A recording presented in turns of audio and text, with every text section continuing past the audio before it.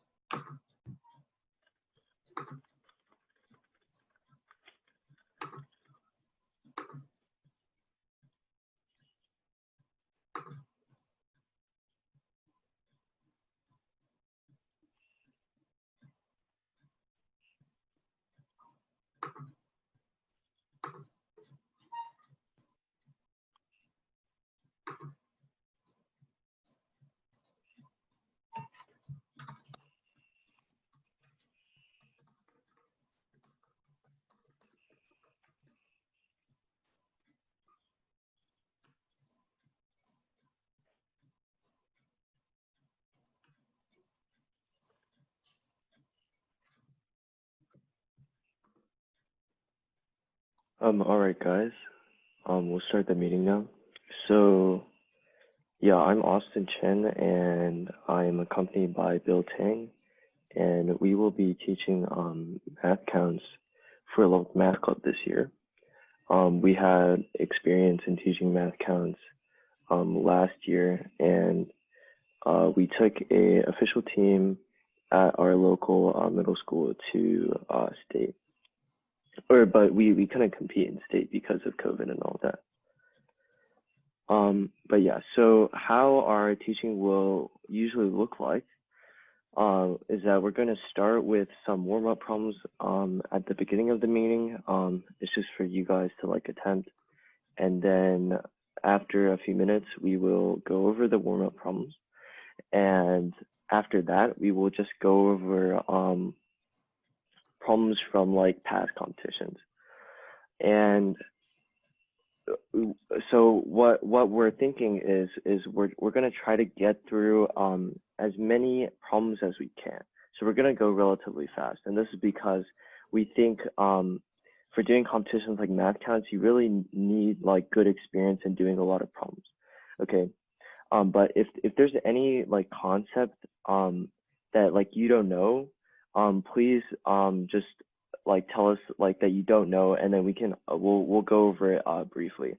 So like you can unmute your mic briefly, or you can just type it in the chat. All right, and we'll work problems out on like this whiteboard kind of thing. Okay, so let's go ahead and oh, also, so we don't have a paid plan for Zoom and stuff. So every 40 minutes, Zoom is gonna like end the meeting, but I'll recreate the meeting, and then you guys can just join back with the same codes. Yeah, sorry about that, but we don't have the premium plan or whatever. Okay, so let's go ahead and go over the warm-up problems. So Yoslin purchases 3 dozen tomatoes for $6.66. At this rate, how much will 10 dozen tomatoes cost? Okay, so this is just ratio stuff. You know, the same amount of money per tomato is going to stay the same. So we can set up a ratio. Let's have our money at top. So we know we have $6.66 per 3 dozen tomatoes. Sorry.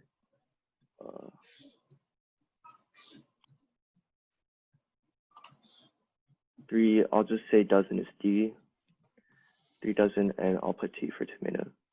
And at this rate, how much will 10 dozen tomatoes cost? So we can set up a ratio for 10 dozen tomatoes. and we want to find what the money is here, right? And what we can just do is, so we know they're equal to each other because again, the ratio of dollars to tomatoes is going to stay the same. So we could just multiply 10 to this side and then calculate everything. So 6.66 divided by 3 is going to be 2.22. And then times 10 from here, that is going to be 22.2. And then the dt from here on the bottom is going to cancel with the dt on the top here, and we'll just have dollars. So our units make sense. So our answer should be $22.20.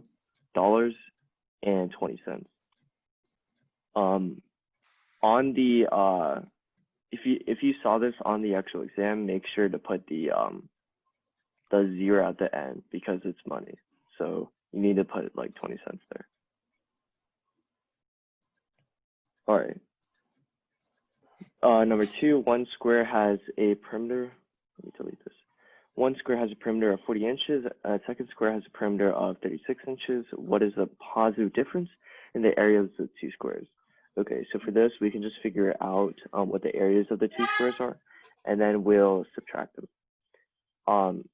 Yeah, so we have one square with a perimeter of 40 inches.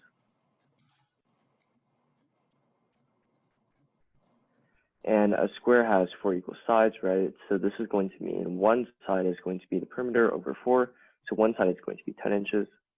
And then the area is going to be the side squared. So that's going to be 100 inches squared. And then we have another square with a perimeter of 36 inches. So the side length for this one is going to just be 9 inches. And then we square that to get the area, that'll be 81 inches squared. And then we just need to take the positive difference, and that'll be 19 inches squared. Okay. Number 3, a standard 6-sided die was rolled 50 times, and the outcomes are shown in the table. And the outcomes are in the table shown. What percent of the rolls resulted in the prime number? Okay, so we figure out which of these numbers are prime numbers first. So we know 2, 3, and 5 are prime numbers. And then we want to know what percent of rolls resulted in that. So let's add up their occurrences. For 2, it was 5 occurrences. For 3, it was 9 occurrences. And for 5, it was 7 occurrences. And this will just be 21. Yes. And then we want the percent of rolls. So we know there are, they rolled 50 times. So we have 21 over 50 rolls. And then to make this into a percent, we just multiply by 100%. And then it will cancel with the 50 except the 2 on top. So then we'll have it equal to 42%. Okay. Number 4, how many factors of 1,000 can be divided by 20 without a remainder? Okay, so for this one, I would just list out the factors of 1,000 and then figure out which ones can be divided by 20. What do you think, Bill? Divided by 20 without a remainder. That, yeah. Another way you can do that is if you divided by 20 without a remainder, so you can divide the 1,000 by 20 first, and then just, so if you divide the 1,000 by 20,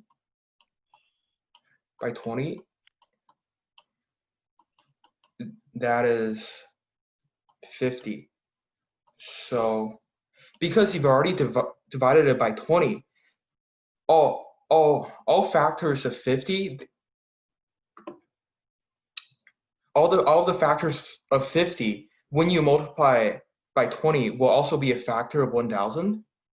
And so you only have to find all the factors of 50.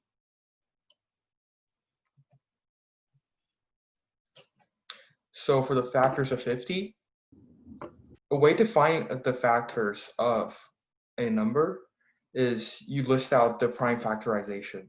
So for 50, that will be 2 times 5 squared.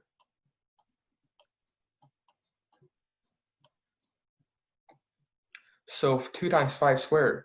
So we have 1 2 and 2 5s. So how can we find the prime factorization? No, how can we find how many factors of 50 are there?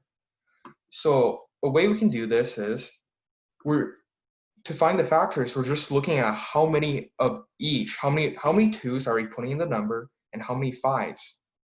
So we can put 0 or 1, 2 in there, and we can put 0, 1, or 2 5's in the number. So we end up with 2 times 3. So we have 6 factors. There are 6 factors of 50, sorry. And yeah, so there will be 6 factors that of 1,000 that's divisible by 20.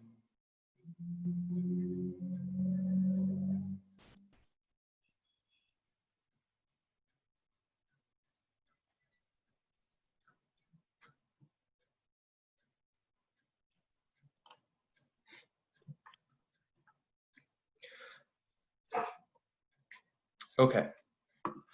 So now let's look at number 6.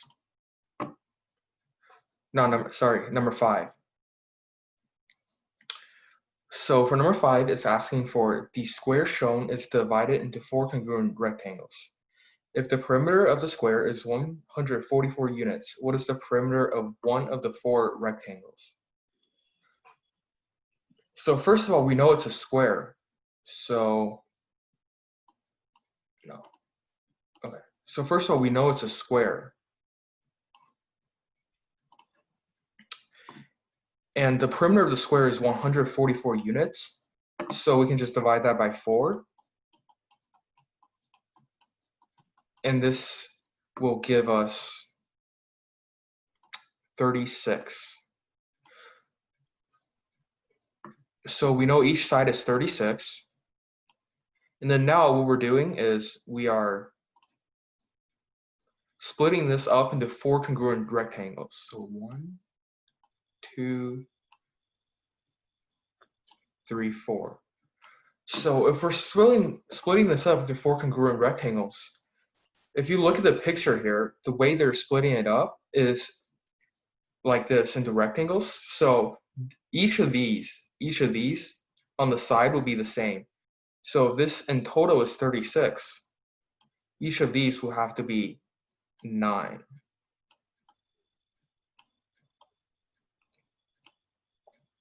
And we're looking for the perimeter of one of the 4, so one of these. And so what we can do is just add 36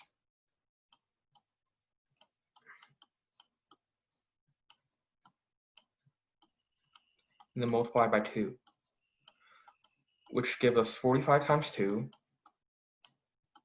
which is 90.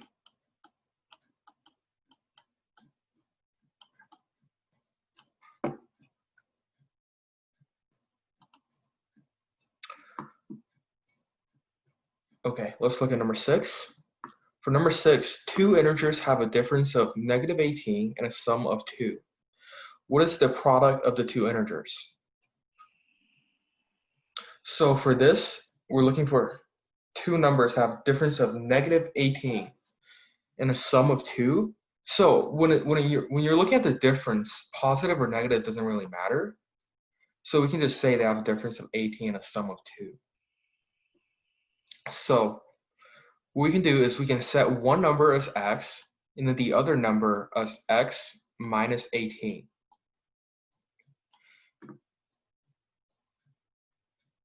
And so now if we're looking for the sum, we add these two up, x plus x minus 18. And that will equal 2x minus 18. And that is said to be equal to 2.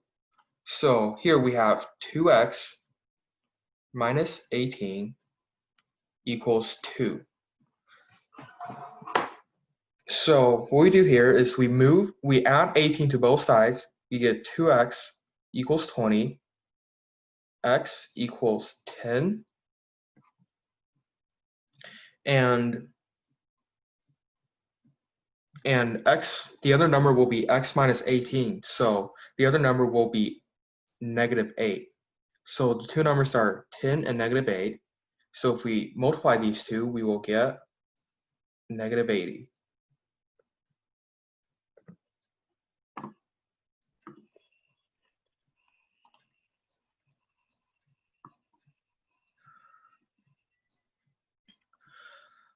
Okay, let's look at number 7. The median of a set of consecutive odd integers is 138. If the greatest integer in the set is 145, what is the smaller integer in this set? So consecutive odd integers is just like 1, 3, 5, and so on and so forth. And so a median of a set is just the middle of it. So if a median of a set is if you go from the least, if you order them from least to greatest, the middle number will be the median. And if there is an even number of numbers, then it is the average of the two numbers in the middle. So if we look here, every number in this set has to be odd because it says it's a consecutive odd integers. So every number in here must be odd. But it says the median is even. So that must mean the median it's not a number in the set, it is the mean of two numbers that are at the middle of the set. So we know the two numbers in the middle are 137 and 139. And it's saying the greatest integer in the set is 145. So if we go like this, 41, 143, 145. So since we know that this is the middle right here, there's 4 numbers on the right, so there must be 4 numbers also on the left. So it's 135, 133, and 131. So now we know the smallest integer in the set will be 131. Okay, Bill, Shirag is asking on number 4 if you can solve it with modular arithmetic. So like, You want to do that? so like he was saying,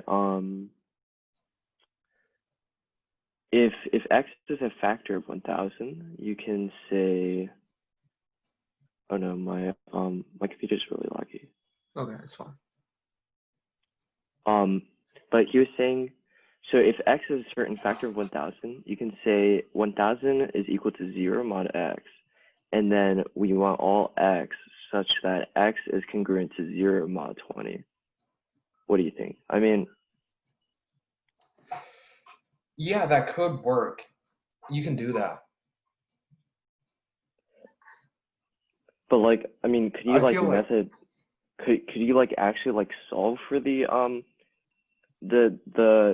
set of x's, or would it just be like plugging stuff in? Well, you could do modular. So it will be the same thing as basically because you're doing. Come on, clear. So you're looking for looking for factors of 1000x that are, oh my gosh, 0 mod 20. So if it's 0 mod 20, you can just you can divide both sides by 20, so then you just get 0 mod 1 because it's 0. So it's 0 mod 1 and then x over 20. So it's just all x over 20. So it's all the factors over 20 that you're looking for all the factors when you divide them by 20 is still an integer. And so how you can do this is just what I did with 1000, divide them by 20. And now all the factors of this would still be integers and satisfy this.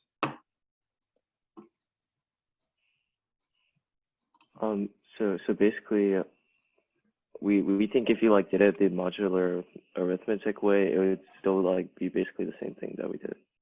It'll be basically the same thing, just slightly more complicated, basically.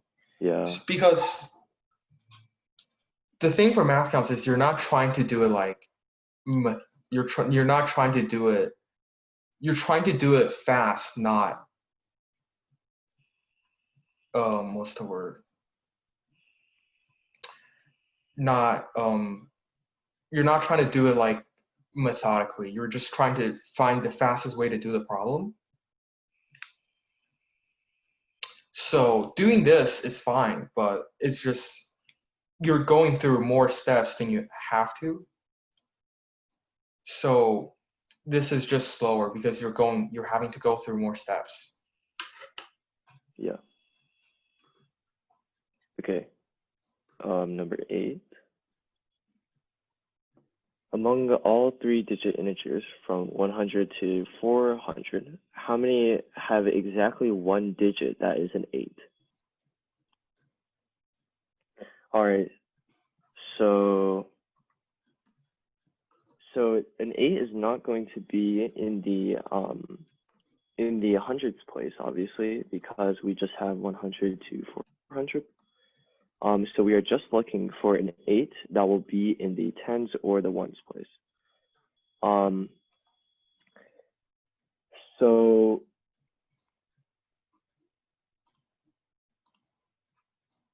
okay, we only want 1 8. So I guess, so if we just start listing them out, my computer's kind of laggy. Can't draw well. Bill, do you think you can draw? Sorry. You want me to draw for now? Yeah. Okay, that's fine. I can't draw very well right now. Okay. So how many have exactly one digit that is an 8? Okay. So it's 10. So basically, if you look at this, all the numbers are 8. It's just, so if all the ones are 8, you're looking for the first two numbers, right? So it's 3-digit integers from 100 to 400. So it will be 108, 118, and so on and so forth. So but yeah, and you have to not include the 88 because you only want 1 8. yes, exactly, Yeah. one digit.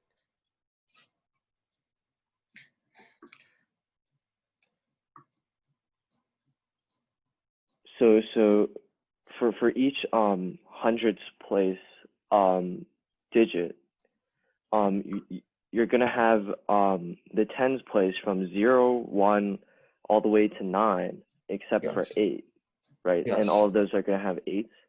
So that will Yes. be 9.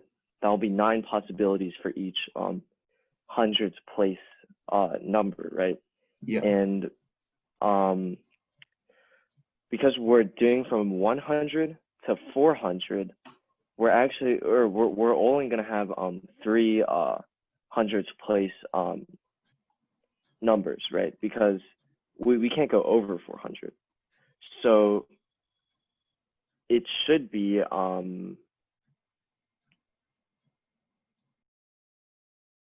okay, and we forgot, so you can also have a tens digit of 8 and a non-8 number for the ones digit. Okay, so for that it would just be the same thing. If you had a tens digit of 8, you can have 0, 1 all the way to 9 except for 8 for that 8. So that would also be 9, right? So there would be 18 possibilities for each hundreds place number, right? So, and if there are 18 possibilities for each hundreds place number, and we have 3 hundredths place numbers because, or we have 1, 2, and 3 for our hundredths place numbers because we can't go over 400. That would just be 3 times 18, which is 54. Did that make sense? Bill, could you write like how, I don't know. Oh yeah, definitely.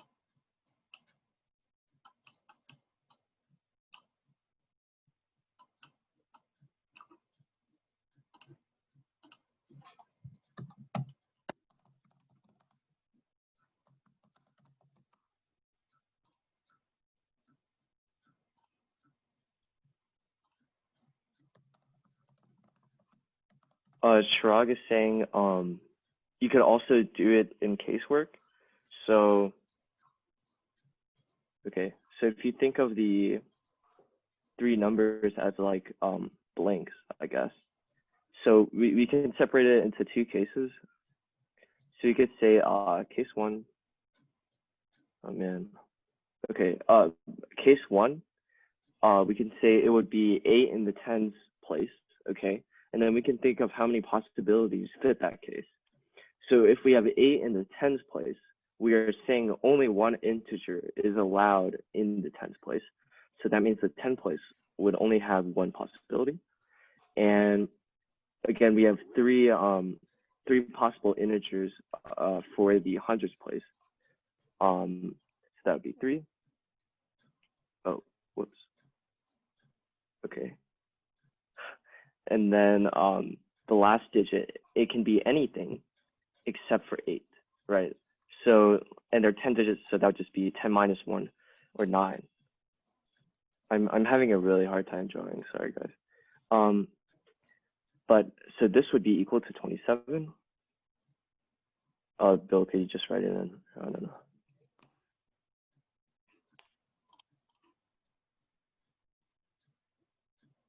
Yeah, just 27. Okay, yeah. And then for the other case where you have 8 in the ones digit, it would be like basically the same thing, right? So you only have 1 possibility for the ones place, you have 9 possibilities for the tens place, and you have 3 possibilities for the hundredths place. So that would be another 27, and then you just add them up. That would be 54.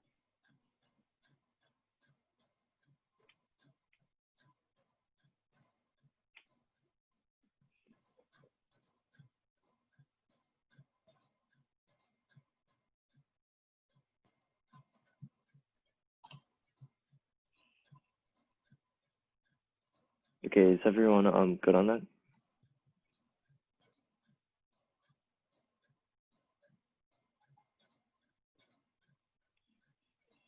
All right, I guess we'll move on. So number 9, we have Ben and Dan. Oh, and by the way, our 40-minute limit is going to be up soon, like in 5 minutes, I think. So 6. just rejoin with the same code stuff. Okay. Ben and Dan are 2 of the members on the school's chess team. In a tournament against their rival team, Ben played exactly 1 out of every 4 games. Dan, who played more games, played 14 games. What is the largest number of games the team could have played?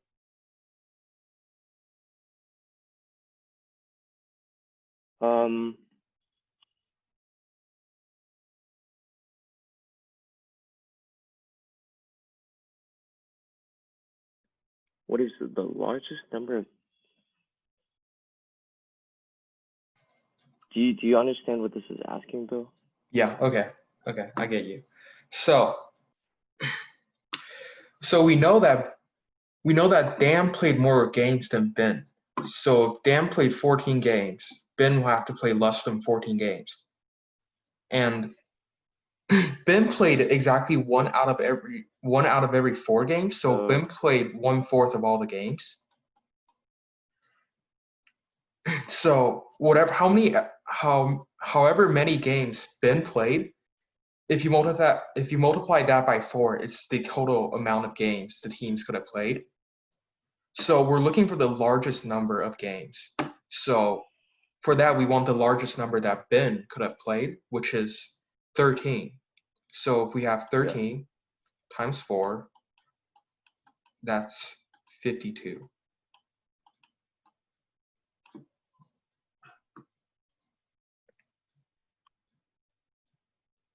Yeah, okay. I don't know. I thought it was gonna be weird, but I guess not. Okay. Peter Pedals rode his bike a total of 500 miles in 5 days. Each day he rode 10 more miles than he had ridden in the previous day. How many miles did Peter ride on just the 5th day? So yeah, with this, you could just set up like you could say, so you can say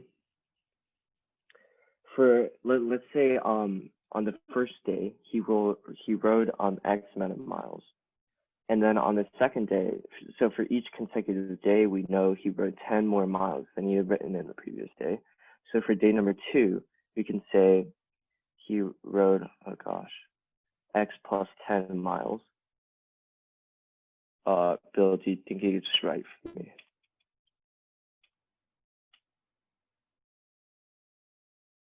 Bill.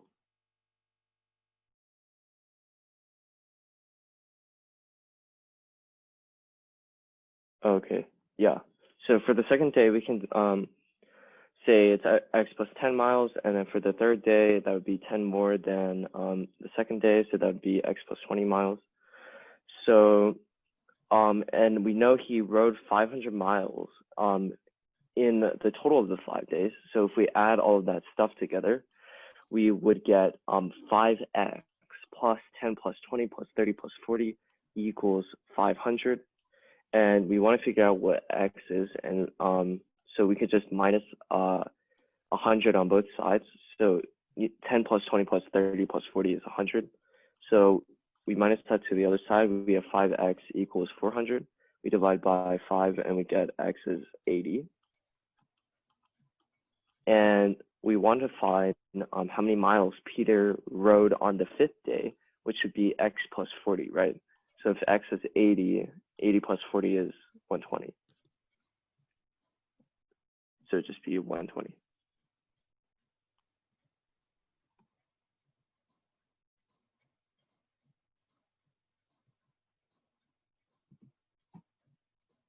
Okay, that's all the warm-up problems for today. We're gonna move on to the 1990 chapter competition for Mathcounts. We'll go over those problems. Hey, Austin. Yeah. You want to just leave the meeting now? We have like 2 more minutes. Just leave Okay, now yeah. and then start Okay, again. yeah. Yeah, so I'm gonna end the meeting now and start a new meeting right now again. And you guys just join back, okay?